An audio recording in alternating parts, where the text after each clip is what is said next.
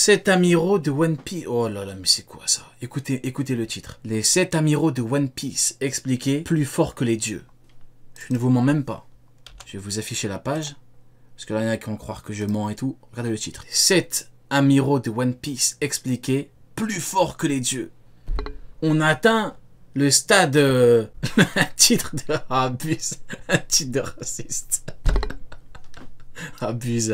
Bah écoutez, let's go. On verra ce que ça donne. 7 amiraux de One Piece expliqués, amiraux égale Yonko, les 7 amiraux de niveau Yonko expliqués, c'est parti. Amiraux représentent la plus grande puissance militaire du gouvernement mondial et ces 7 amiraux représentent la plus grande puissance militaire du gouvernement mondial et sont considérés comme les meilleurs combattants de toute la série. Aujourd'hui, nous allons expliquer et classer chacun d'entre eux en commençant par Aokiji, le faisan bleu. Kuzan est le premier amiral présenté dans l'anime après que l'équipage du chapeau de paille les rencontre. Oui, 7. Pourquoi est-ce que ça vous choque?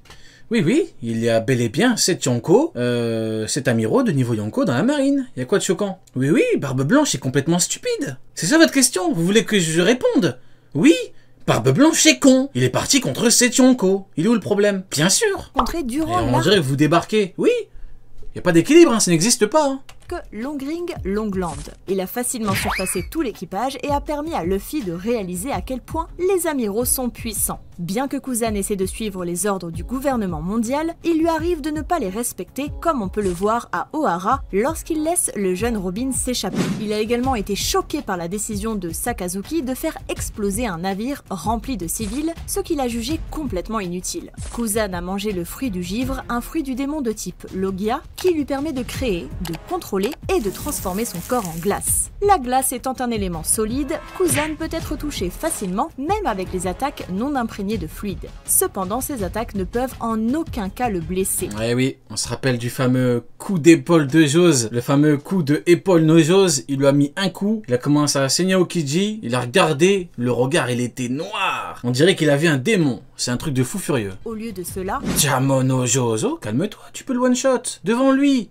T'as pas besoin qu'il regarde ailleurs. Alors oui, tu l'as fait quand il regardait ailleurs, oui. Mais t'étais pas obligé. Tu peux le no-diff. Tu peux le négatif diff. Pourquoi tu le regardes comme ça? Son corps se brise en morceaux lorsqu'il est frappé. Après, cet amiraux, je pense qu'il parle de Pengoku. Il y a Pengoku et Zephyr, je crois, dedans. Ouah, ça fait beaucoup de niveau Yonko. Hein. Waouh.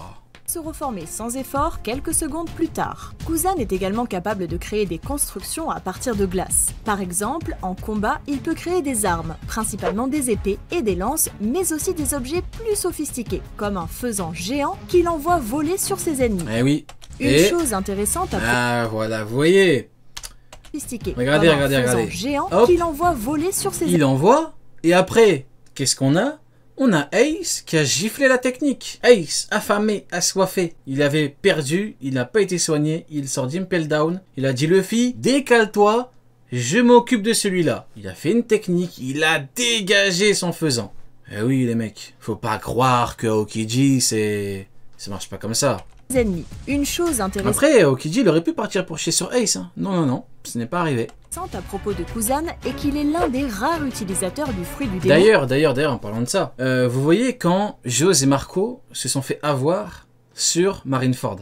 Savez-vous ce qu'a dit Aokiji? Il a dit, ce ne sont pas les commandants qui ont perdu, mais l'équipage de Barbe Blanche. On est d'accord, hein? Il a dit, c'est l'équipage. Qu'est-ce que ça veut dire? Ça veut dire que si Jose et Marco tombent, l'équipage est finito. Et on veut me faire croire que Barbe Blanche est parti à Marineford avec Jose et Marco, en sachant que Kizaru peut prendre Marco et le battre en une seconde, et que Aokiji peut prendre Jose et le battre en une seconde.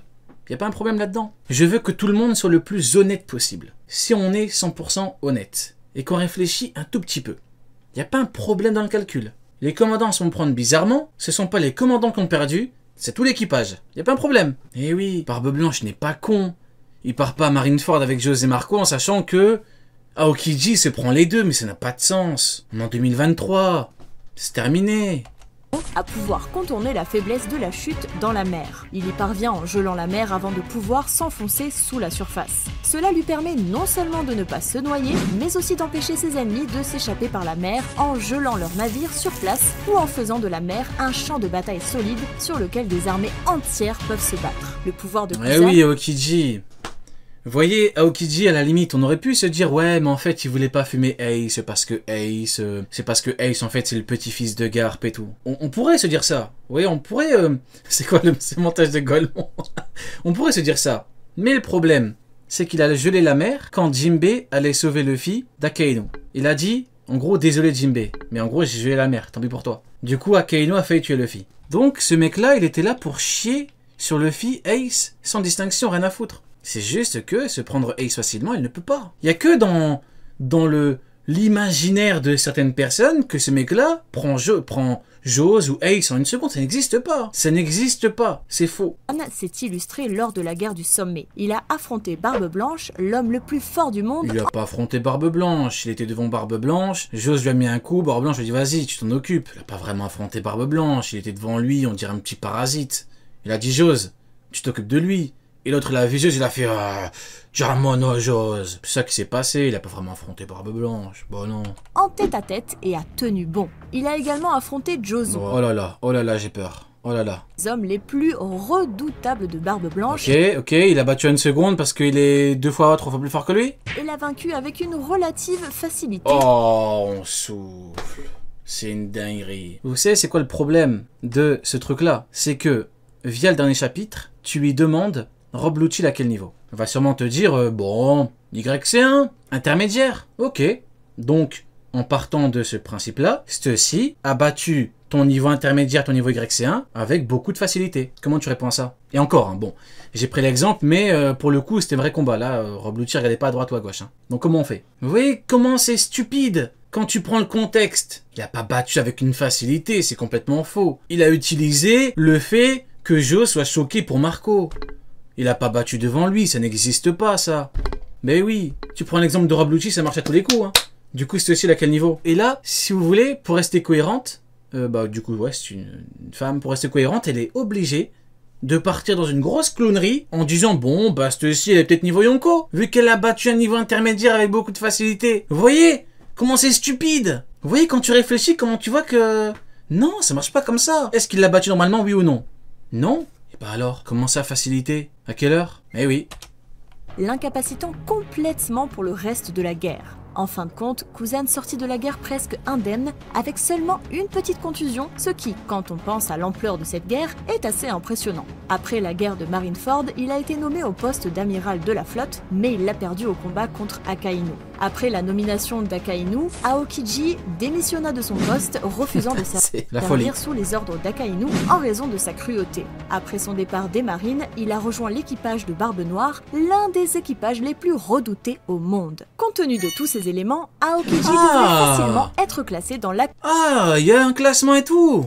Catégorie A. Ryokugyu. Masterclass, attendez, il y a la totale. Nomination Kainu en raison de sa cruauté. Après son départ des marines, il a rejoint l'équipage de Barbe Noire, l'un des équipages les plus redoutés au monde. Compte tenu de tous ces éléments... Mais c'est incroyable. Mais on va trop bien manger. Explication des amiraux en disant pas mal de trucs de fous furieux, avec un petit classement de puissance. Tout ce que... Compter les membres de la flamme. On verra là, on verra si ça va être plein de mauvaise foi ou pas. On verra. Ça parle de Twerk Bull. Twerk Bull, c'est l'amiral qui a ridiculisé le poste. Il a littéralement chié sur le poste. On verra. Manger le sylvofruit. Ah ouais, il n'y a pas un problème là. Il a battu King et Queen, 2 grands commandants de l'équipage sans bête comme ça. Sans forme de combat, juste en mettant sa main comme ça. Et devant Morlaix, il se chie dessus. Il n'y a pas un problème dans le raisonnement. Il n'y a pas un problème de calcul. Il n'y a pas un petit souci. Il a battu King et Queen. Ok, très bien. J'accepte cette folie. Parce qu'apparemment, on est dans un gigantesque cirque. J'accepte la clownerie que tu me proposes. Ok, qu'en est-il de Morlaix? A-t-il eu besoin de détruire tout Wano ou tout Udon contre King et Queen? Non. Forme combative? Non. Et pour Morlaix, comment on fait? Y a pas un problème là? Il est en forme combative? Il n'arrive pas à le battre? Eh oui, s'il vous plaît. Septembre 2023. Un fruit du démon de type Logia qui lui permet de créer, de contrôler et de transformer son corps en plantes. Les plantes étant un élément solide, il ne peut ce que Morlaix lui a fait avec son trident, regardez. De contrôler et de que des coups transformer de son trident corps sur la en tête. plantes. Boum. Les plantes étant un élément solide, il ne peut pas devenir intangible. Cependant, les attaques sans... Il a transformé ses doigts en branches Regardez, d'arbre. franchement, faut vraiment être un fou furieux pour dire qu'il a battu King et Queen comme ça. il parle au téléphone, il est même pas en forme de combat. Et le pire, c'est qu'Eshiroda, ça se voit, il aime trop se foutre de la gueule des gens. Il te fait ça. Il fait croire à beaucoup de gens qu'il les a battus. Après, tu fais quoi? Mais Morley, il est là, en forme combative, en forme brocoli, énervé. Il commence à dire, ouais, attention Morley, nanana. Ah non. Arbres aiguisés et les a fait pousser librement pour empaler des dizaines d'ennemis sur une grande surface. De plus, ces plantes peuvent absorber rapidement tout liquide. Bizarre, ça ne parle pas de Morley. Mais bon, on va laisser le bénéfice du doute, on verra si ça parle de Morley. Il est venu comme un shérif pour se faire chier dessus par Momo et par Shanks. C'est le plus gros flop de One Piece, je crois bien. Hein. Je crois qu'on n'a jamais vu un tel flop. Hein. Honnêtement, je crois pas qu'on a vu un tel bail. Par pitié. Par pitié, par pitié, par pitié. Je veux bien accepter qu'on me dise des trucs de fou furieux. Mais quand tu me dis qu'il a battu King et Queen en 1 seconde, si tu le mets en dessous, Aokiji fait quoi alors? Aokiji prend King, Queen, Zoro, Sanji en 1 seconde alors? Mais, je sais pas, réfléchir, ça prend pas... T'es pas obligé de réfléchir 3 heures non plus, tu te poses 2 secondes, tu réfléchis, tu dis bon, il a battu King et Queen en 1 seconde, mais je le mets en dessous, il y a un problème là. C'est qui Aokiji? Qui est-il? Qui est cet homme? Et du coup j'imagine que Akainu est au-dessus. Akainu il fait quoi du coup? À King, Queen, Zoro, Sanji, Shiryu, et il faut encore notre commandant. Niveau B, Kizaru, le singe jaune.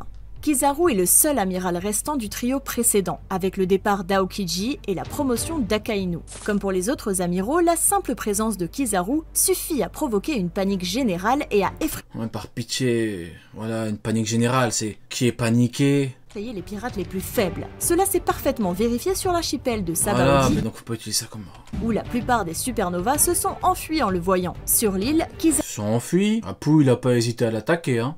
Apu, il était pas non plus effrayé par Kizaru, hein. a réussi à écraser 4 de ses supernovas, Hawkins, Uruji, X-Drake et Apo, sans le moindre effort en les battant tous en une seule attaque. Kizaru s'est également engagé dans un combat en tête-à-tête contre Silvers Riley, l'ancien bras droit du roi pirate et l'un des plus Le célèbre roi pirate. puissants épéistes au monde. Pendant leur court combat, alors que Riley semblait très fatigué, Kizaru semblait calme, laissant entendre que si leur combat continuait, il serait facilement capable de le vaincre.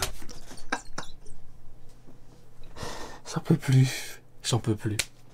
Je sais pas si je vais continuer la vidéo, j'en peux plus.